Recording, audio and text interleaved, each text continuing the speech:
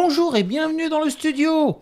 On se retrouve comme la dernière fois devant cette Amiga 600 parce que, bon, je vous avais bien dit qu'on se retrouverait d'ici un petit mois parce que j'allais passer à autre chose. Mais je suis un vrai gamin et je n'ai pas pu décrocher de ce projet. Et je m'y suis investi à plein temps. Voilà, j'ai passé toutes mes soirées dessus. Et j'ai avancé un petit peu donc. Comme vous le voyez déjà, bon, il y a quelque chose de mineur, c'est que j'ai branché le clavier hein, et ça fonctionne. Mais j'ai fait beaucoup plus puisque j'ai dessiné une partie que je voulais finir en premier. C'est-à-dire, c'est la partie écran. Voilà le haut du PC portable, pas du PC, non, de l'Amiga portable, avec bien sûr le logo Amiga quand on ouvre l'écran, hein, c'est parce qu'il faut, voilà, faut bien. Et comme vous le voyez, ben dessus, il y a des emplacements pour mettre les haut-parleurs. Et ce que je vais mettre là-dedans, donc on va l'assembler ensemble. Donc dans cette vidéo, je vais y mettre les haut-parleurs, je vais y mettre l'ampli. Je vais y mettre le bouton de réglage du volume. Vous voyez sur la tranche ici qu'il y a la place pour le mettre. Et on va monter la dalle aussi dans cet écran. Donc on va voir ensemble comment j'ai dessiné les modèles, à quoi ils ressemblent. Et ensuite on pourra attaquer vraiment le montage. Donc sans plus attendre, on va s'approcher justement de cette pièce. Et on va attaquer le montage. Je ne suis pas sûr encore que les dimensions soient vraiment les bonnes. J'ai pris les dimensions de la carte mère plus les espaces pour les bords. Mais ça fait peut-être une machine un petit peu trop ramassée en termes de profondeur. Mais on verra ça. Donc approchons-nous. Comme tout développement de matériel, bien sûr, il a fallu faire pas mal de tests. Vous en avez quelques-uns ici où j'ai imprimé des morceaux pour justement régler mes charnières que je vous expliquerai un petit peu plus tard. Pour positionner le potentiomètre, notamment, il est toujours monté dans celui-ci. Bon, il n'est pas clipsé au bout, mais je peux clipser cette partie-là. Voilà, et on a le potentiomètre qui ne dépasse pas. Et ça m'a permis de régler mon modèle, notamment les espacements des vis de l'iPad qui sont relativement spéciaux. Et vous avez remarqué que j'ai fait des charnières. Donc ça veut dire que je ne vais pas utiliser celles que j'ai achetées sur Amazon pour portable parce qu'elles sont vraiment trop rigides et elles ne convenaient pas. Je vais faire mes propres charnières et on verra au moment du montage, je vous montrerai comment ça fonctionne. Donc voilà, c'est des pièces assez techniques et justement, eh bien, avant de faire l'installation du matériel dedans, je vais vous montrer sur l'ordinateur directement les modèles 3D pour expliquer un petit peu pourquoi je les ai faites comme ça. Et on verra aussi un petit peu l'imprimante avant de revenir ici. Alors, on se retrouve un petit peu sur le PC pour parler du modèle de cet écran. Donc, bien sûr, il est fait en deux parties. La première ici étant le bas, le côté qui va faire face aux personnes qui regardent le portable par l'arrière quand l'écran est ouvert. Et donc, quand l'écran est fermé... Voilà, donc c'est la partie qui va soutenir la dalle. La dalle est fixée sur cette partie-là avec ces plots dont j'ai été obligé de couper le bord vu comment est fait la dalle d'iPad. Et ils ne sont pas tous coupés au même endroit. Et bon, comme j'ai fait un logo assez profond et que j'utilise des épaisseurs de parois de 1,6 mm, j'ai fait un petit renfort ici parce que j'avais fait 1 mm de trou pour le logo. Qu'est-ce que je peux dire sur cette partie-là? Oui, il y a la découpe pour le bouton de volume sur le côté, donc qui fera que le bouton de volume ne dépassera pas du côté de la machine. Et il y a surtout les charnières qui sont des charnières déportées, ce qui fait que quand l'écran sera ouvert, il va être derrière. Il va se ranger un tout petit peu derrière la machine et nous donner un tout petit peu moins de hauteur d'écran visible. Bon, j'ai fait comme ça parce que je voulais, comme la dalle n'est pas très grande en hauteur, je voulais pas avoir énormément de plastique en haut et en bas. Mais ce sera peut-être quelque chose que je changerai dans une prochaine version. Parce que c'est peut-être pas tout à fait assez haut justement cet écran. Si on a des petits trous sur les côtés, c'est parce que mon écran, on voit l'épaisseur ici. Il fait 11,2 mm, donc il y a 1,6 de paroi en haut et en bas, et au milieu il y a 8 mm pour tout placer. Donc comme je vais avoir l'amplificateur dans ce coin-là, l'amplificateur est plus grand que 8 mm, donc j'ai été obligé de faire un petit trou ici pour le condensateur.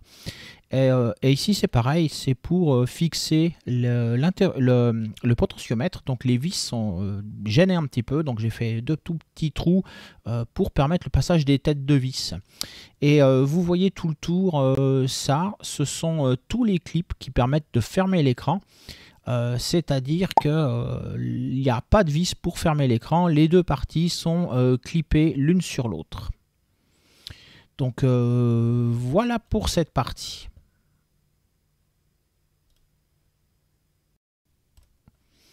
Dans la même veine, il y a l'autre partie, donc c'est la partie qui nous fait face quand on ouvre l'écran.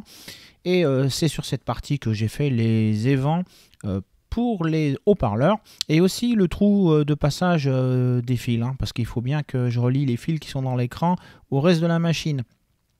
Et à l'intérieur, donc on a les fixations, justement les haut-parleurs, je les ai clipsés pour pas utiliser d'autres moyens de fixation.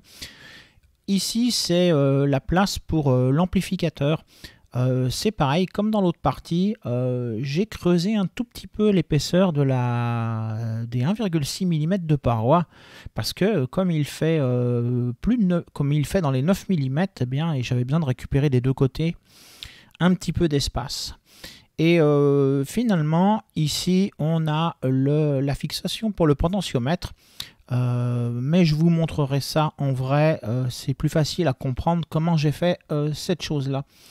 Le petit carré qui est à l'intérieur ici, il est là juste pour la rigidité, pour éviter que l'écran se plie trop et il n'a pas de fonctionnalité. La dalle, elle va bien, elle va à l'intérieur de ce carré. Et comme pour l'amplificateur et le potentiomètre, les vis de fixation de la dalle, elles dépassent un tout petit peu d'un demi-millimètre. Donc j'ai fait des tout petits trous pour passer les têtes de vis. Voilà.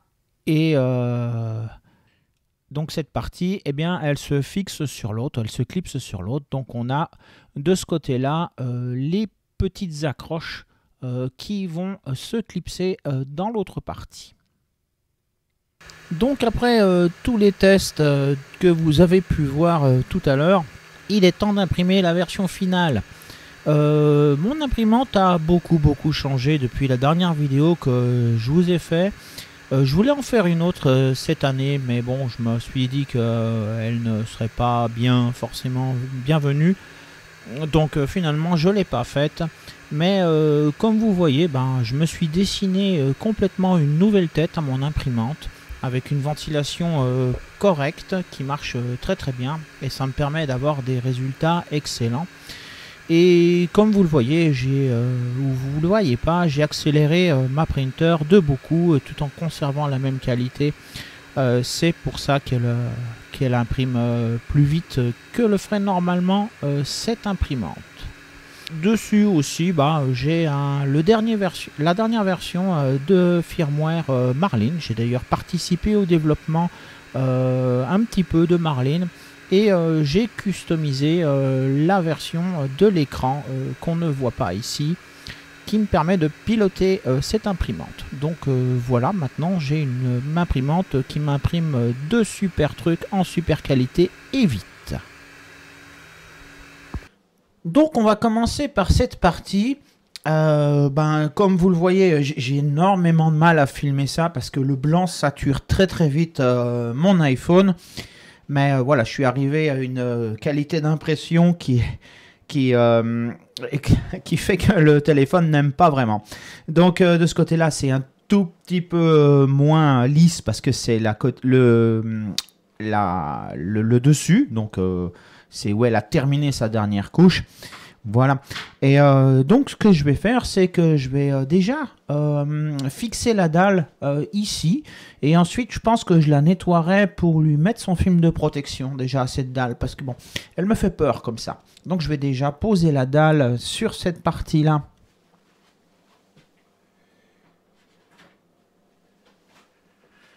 Bon, ce qui s'est passé, j'ai remarqué en le positionnant, la dalle, c'est que j'ai été obligé de modifier ma pièce. Mon petit carré de renfort, là, il était pas assez poussé dans le fond. Et l'écran, il est relativement épais en haut, donc ça passait pas. Donc j'ai été obligé de le couper. Donc normalement, il se positionne sur ses plots correctement. Bon, c'est très serré. Et je vais mettre les vis parce que devant la caméra c'est difficile. Je vous reprends quand les vis sont mises. Voilà, la dalle est fixée sur cette partie-là et ça tient bien. Et bon, ça rigidifie beaucoup quand même la dalle. Hein. Et puis l'autre morceau va rigidifier encore plus pour éviter de casser. Je regardais aussi la vitre blindée. Pour mettre la vitre de protection, renforcer, je sais pas comment dire, ces trucs-là. Bon, j'ai pris une d'iPad, donc si on la sort de son emballage, c'est un peu grand. Je sais pas si ça se découpe, mais je vais être obligé de la découper. Je pense la mettre à peu près comme ça, histoire qu'elle soit sous le bord de la partie supérieure. Et il va falloir que je découpe là. Et là, je sais pas comment on peut découper ça. Je vais regarder si ça s'attaque à la paire de ciseaux. Sinon, peut-être au cutter. Je sais pas. Mais je vais essayer justement de découper cette plaque. Et puis, je vous reprends pour la mettre sur l'écran avant de m'attaquer à l'autre pièce. Bon, j'ai essayé de la couper. Je l'ai coupé avec une règle métallique en appuyant très fort et passant le cutter. Mais comme vous pouvez peut-être le voir, il y a des cassures dans la vitre. Voilà. Il y en a un peu moins vers le haut, mais il y en a une là quand même. Alors, je ne sais pas si elles se verront. Parce que bon, elles sont... on verra une fois éclairé par la dalle. Mais bon, ça se coupe pas, hein, ces trucs-là. Donc il faut les acheter de bonnes dimensions. Donc je chercherai si j'arrive à trouver une dimension custom pour cette dalle d'iPad. Voilà, bon je vais moi regarder si c'est utilisable ou pas. Et si c'est utilisable, je la mets. Si c'est pas utilisable, eh ben j'en mets pas. Bon, c'est un beau fail. J'arrive même pas à enlever les côtés là. Ça tient encore. Et le plus je coupe, le plus je la casse. Elle est cassée ici, elle est cassée là. Donc, eh bien, c'était pas une bonne idée. Si on veut mettre un verre trempé sur une dalle d'iPad de récup, eh bien, il faut en trouver une de bonne dimension. Parce que ça, celle-là, elle est fichue, comme vous le voyez. Donc, je ne mets pas de protection sur mon écran pour le moment, en attendant que je trouve peut-être quelque chose de bonne dimension. Donc, on va passer à l'autre partie. Alors, pour monter cette partie, comme je vous l'ai montré tout à l'heure, il y a la place des haut-parleurs, de l'ampli et du volume. Donc, c'est toute la partie audio qui va se retrouver dans l'écran. Donc, il me fallait récupérer l'audio de la machine proprement. Et je vais enlever ce clavier et puis que je pourrais approcher la carte mère pour vous montrer ce que j'ai fait.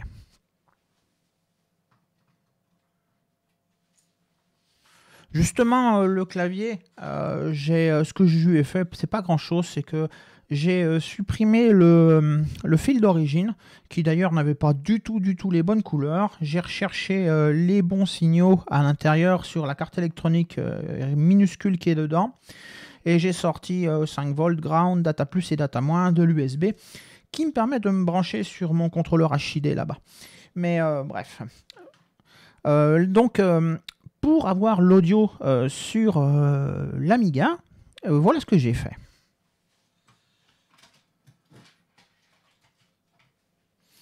J'ai tout simplement été chercher l'audio sur les prises de sortie audio, donc le droite, le gauche, et j'ai pris le ground. Et j'ai un trou ici dans la carte mère qui était sous le modulateur. Donc j'ai profité de ce trou pour passer les câbles par-dessus, donc par le trou du modulateur, et ça me permet d'avoir l'audio en dessus. Sinon, c'est pas simple à prendre sur la carte mère parce que tous les signaux audio sont routés sous la carte mère. C'est tous les composants qui sont dessous. Donc j'ai opté pour cette solution pour ramener le signal audio dessus. Alors, comme j'ai le signal audio, j'avais branché, j'ai câblé mon amplificateur et ça m'a permis de le tester. Donc j'ai le signal droite, gauche et ground et j'ai soudé mes deux petits haut-parleurs et ça m'a permis de le tester. Mais je vais tout dessouder ça pour pouvoir le mettre dans l'écran. Vous vous rendez bien compte que ce potentiomètre, je ne vais pas le garder, je suis même obligé de l'enlever. Je vous parlais tout à l'heure de 9 mm, c'est entre le dessous de la carte et le dessus de ce condensateur. Donc lui, il ne tient pas du tout.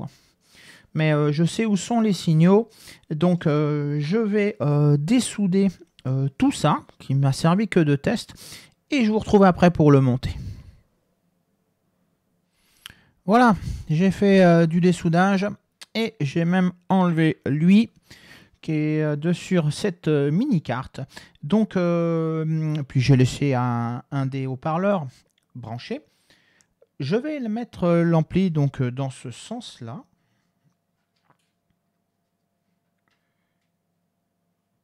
Voilà, il s'insère, il ne bouge pas. Et je vais pouvoir déjà positionner le premier haut-parleur.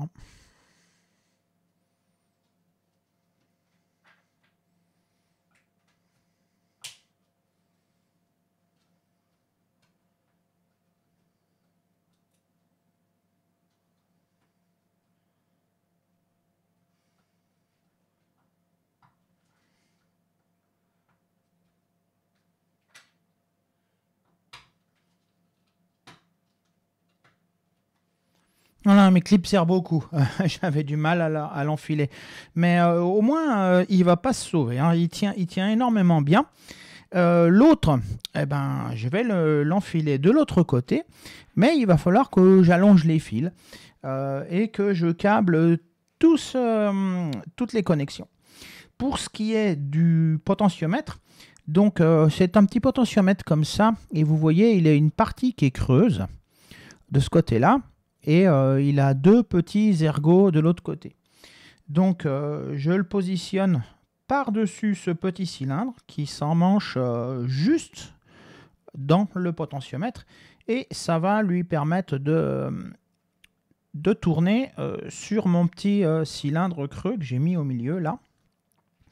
Et ensuite, j'ai fait une petite pièce qui va coincer le potentiomètre et l'empêcher de tourner. Donc les deux petits ergots passent par une petite fente et je les ai repliés. Et je vais enlever celui-là, je vais reprendre celui-là parce que j'ai déjà remis les pins à plat pour pas que ça tienne de place. Et il va ici. Voilà. Et il n'y a qu'à mettre deux petites vis que j'ai là. Et il est fixé. Mais je ne vais pas le fixer maintenant parce qu'il faut que je câble le potentiomètre après l'ampli et que je tire le câble pour l'autre côté et que je tire du câble pour sortir par le trou là pour l'Amiga. Donc, je ne veux pas vous retenir pour faire plein de soudures. Je l'ai fait et je vous retrouve après. Voilà, c'est tout soudé. Donc j'ai raccordé les deux haut-parleurs, j'ai raccordé la lime, j'ai été la repiquer sur le 5 volts là-bas, toujours sur le connecteur de lecteur de disquette en attendant d'avoir une autre solution. Le son est repris sur les fils qui passent sous la machine. Et voilà, le potentiomètre a remplacé celui d'origine. Eh bien, essayons voir si ça marche. On va déjà le démarrer. Et puis, démarrer le Workbench.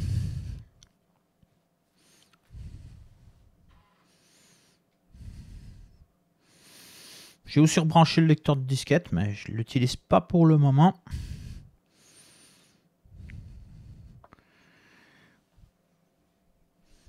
Voilà. Alors.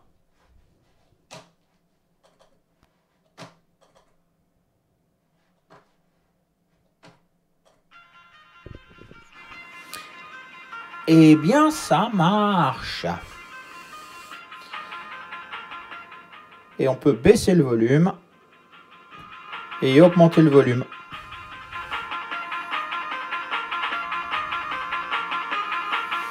Bon, j'ai malgré tout un défaut dans mon système, c'est que je me suis un petit peu trompé en achetant le matériel.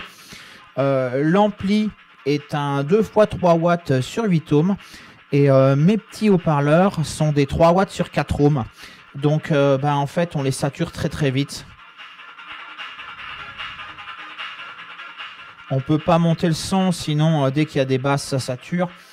Donc ce que je ferai dans une prochaine révision, c'est que je les doublerai, ces haut-parleurs, j'en mettrai 2 de chaque côté en série, histoire qu'ils soient sur 8 ohms, et on aura un petit peu plus de volume d'ailleurs sur ce portable, tout en ayant une meilleure qualité, je pense, en respectant l'impédance que fait l'ampli. Voilà, donc il ne reste plus qu'à fixer cet interrupteur. Donc avec la petite plaque, je vais le faire.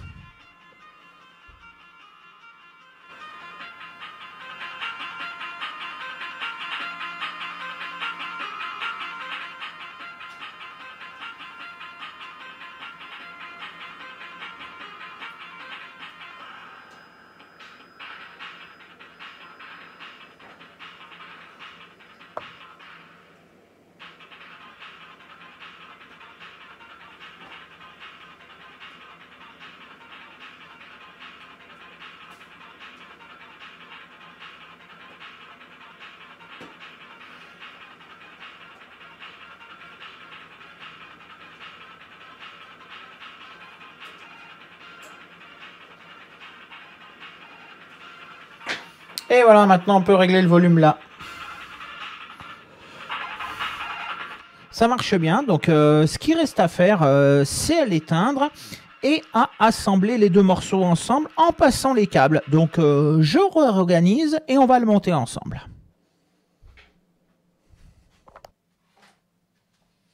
Alors, pour l'assembler, j'ai fait le trou là pour passer les câbles, qui est juste de la taille de passer les connecteurs de l'écran là-bas. Donc il faut commencer par passer ceci.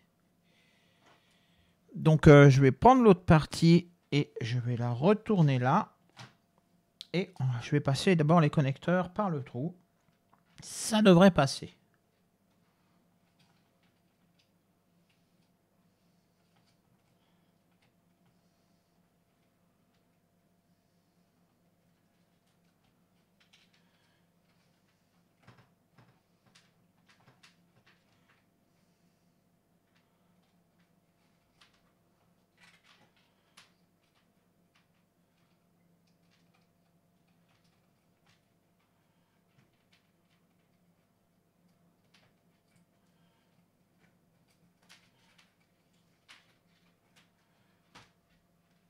Donc maintenant qu'on a passé les connecteurs de la dalle, on va pouvoir passer les autres fils.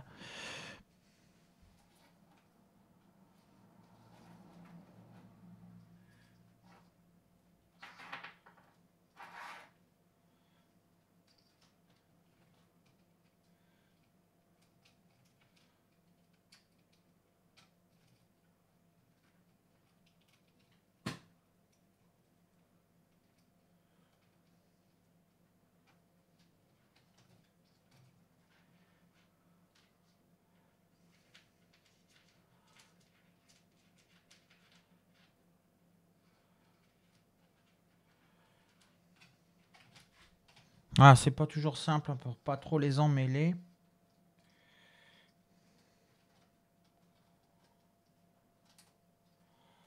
Il faut bien passer au petit coin là. Et il reste le fil d'alima.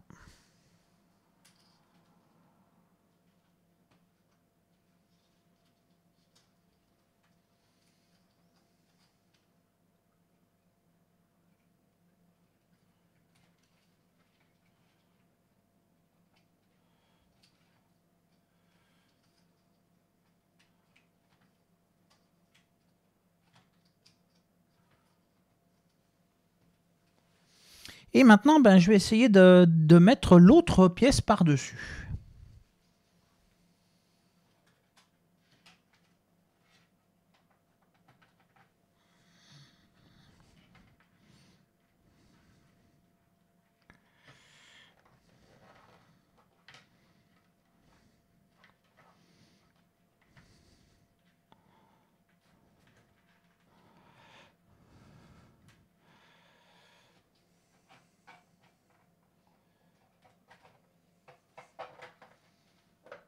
Voilà, c'est rentré. Il n'y a plus qu'à clipser la pièce.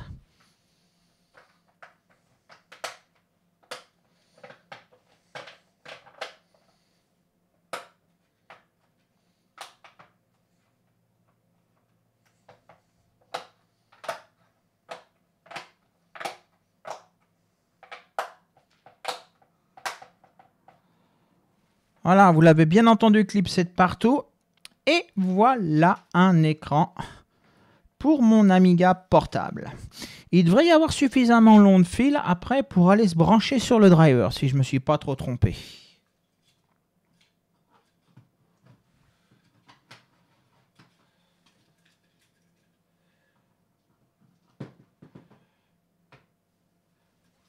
Ouais, voilà. Le driver, je compte le mettre sur la Furia, plus ou moins. Donc, il se situera par là, je pense, en le décalant peut-être un petit peu sur la droite. Et normalement, je devrais atteindre le connecteur.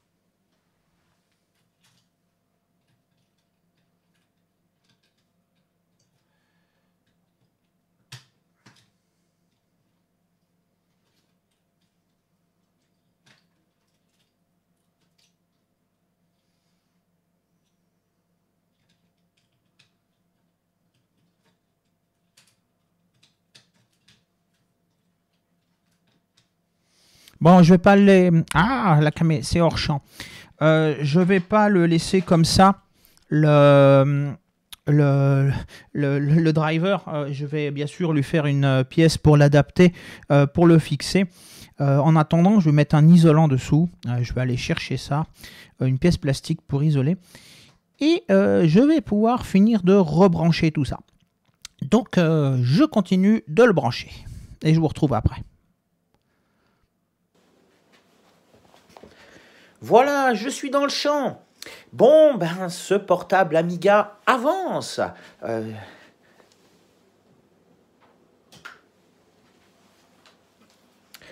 Il est loin d'être fini, mais au moins je suis content de voir du progrès après mon travail. Alors, j'ai branché le lecteur disquette et cette fois je l'ai alimenté correctement. Mais je voulais en profiter de ce moment pour vous expliquer un petit peu comment j'ai prévu mes charnières sur cette machine. Donc plutôt que de déplacer l'écran, je vais prendre des pièces que j'ai déjà imprimées. Donc les charnières sont comme ceci et on voit que j'ai fait une découpe dedans et j'ai imprimé des pièces en PETG qui s'insèrent dans cet emplacement. Et j'ai aussi imprimé des tiges en PETG. Pourquoi en PETG? Parce que c'est quand même vraiment plus solide. Et ça va comme ça. On passe la tige et voilà, on a un mouvement de charnière. Après, si on met par exemple une autre partie qui n'est pas la bonne ici, dans le bon sens, et qu'on dit que, voilà, à peu près c'est la machine qui va être là. Donc cette vis qui va se retrouver à l'arrière quand on ferme l'écran, elle permet de régler la friction de cette charnière sur cette partie-là. Donc je vais serrer la vis et j'aurai plus de difficulté à ouvrir l'écran ou à le fermer. Tandis que je vais cacher une vis à l'intérieur, ici sur la partie fixe, et je vais venir bloquer l'axe. Ce qui fait qu'on pourra régler la friction de notre charnière, écran fermé, juste avec ces vis-là, il y en aura une de chaque côté. Donc voilà pour ma charnière. J'ai fait plein d'autres plans et dessiné encore plein d'autres pièces, mais elles sont toutes pas finies parce que j'ai besoin de plus d'informations. Donc ce que je vais faire, c'est que je vais redéplacer encore la caméra et vous montrer ce que j'ai d'autre comme dessin en cours.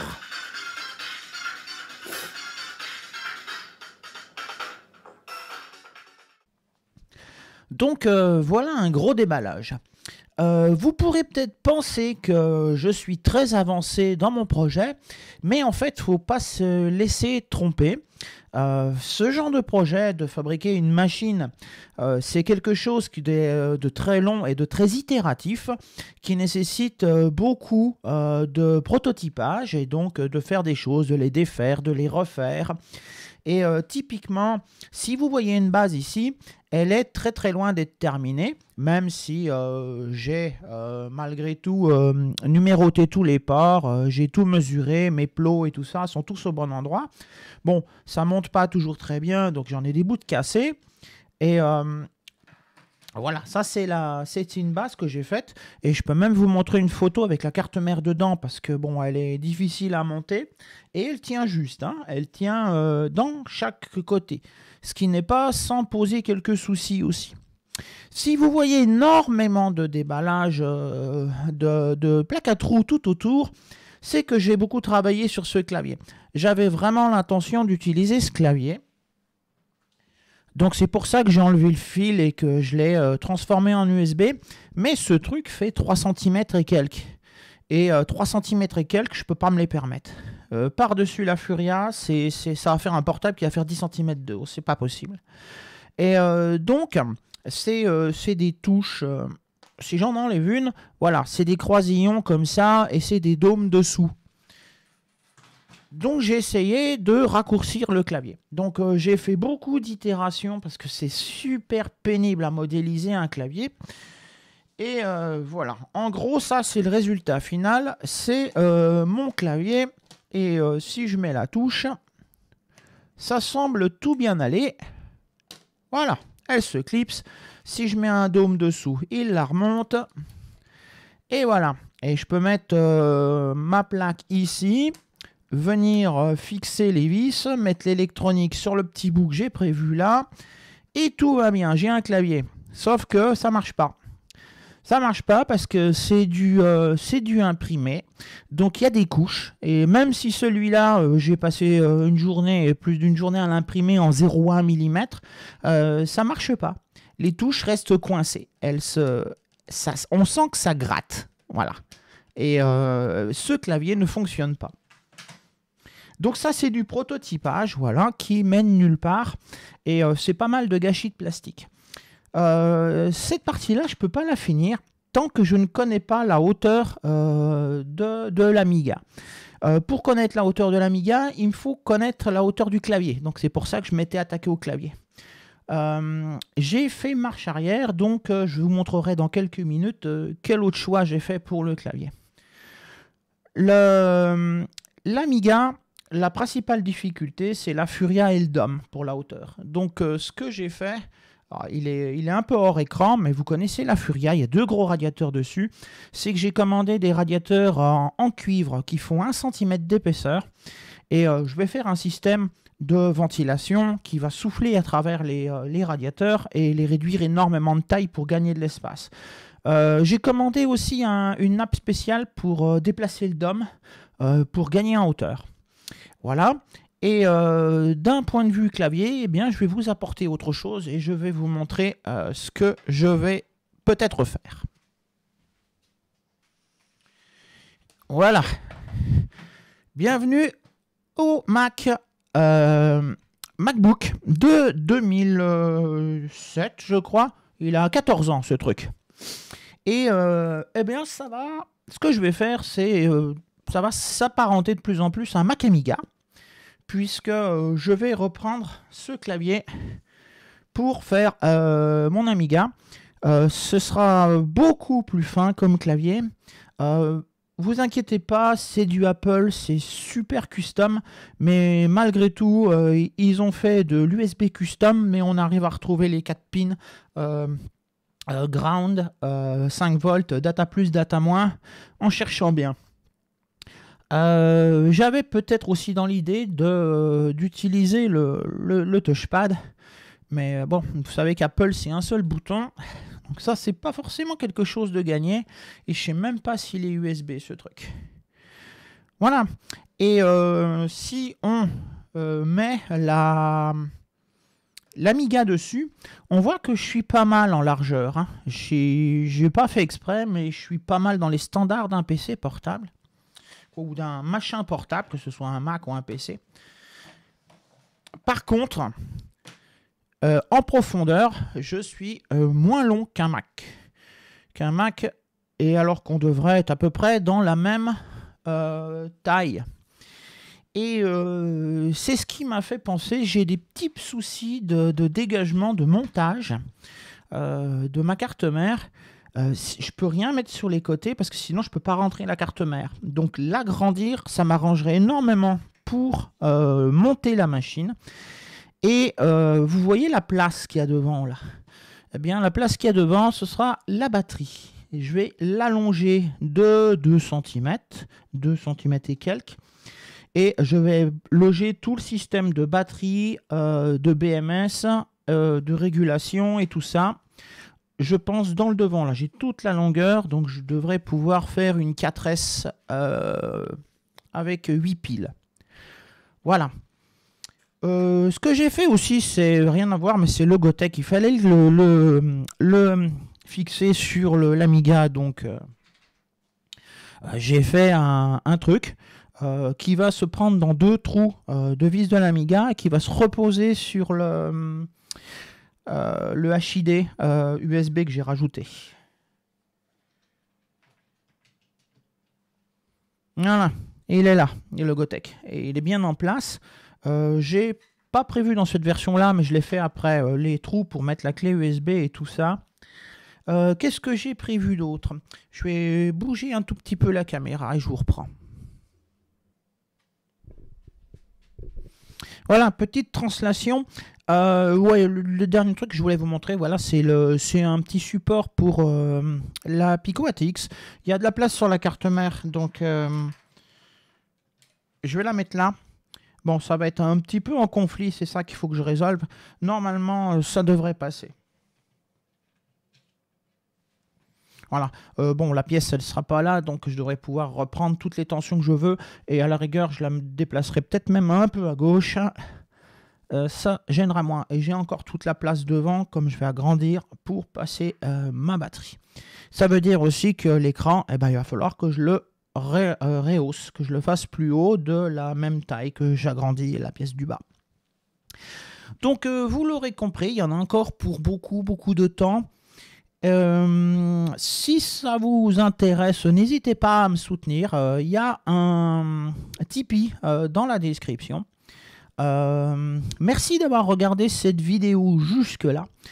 Donc on y reviendra, mais il va falloir attendre que je reçoive beaucoup de pièces pour la Furia et tout ça, et pour pouvoir faire mes mesures, pour pouvoir progresser maintenant. Donc c'est vraiment sûrement pas avant un bon mois. Voilà, merci encore. Moi je vous dis portez-vous bien et à la prochaine.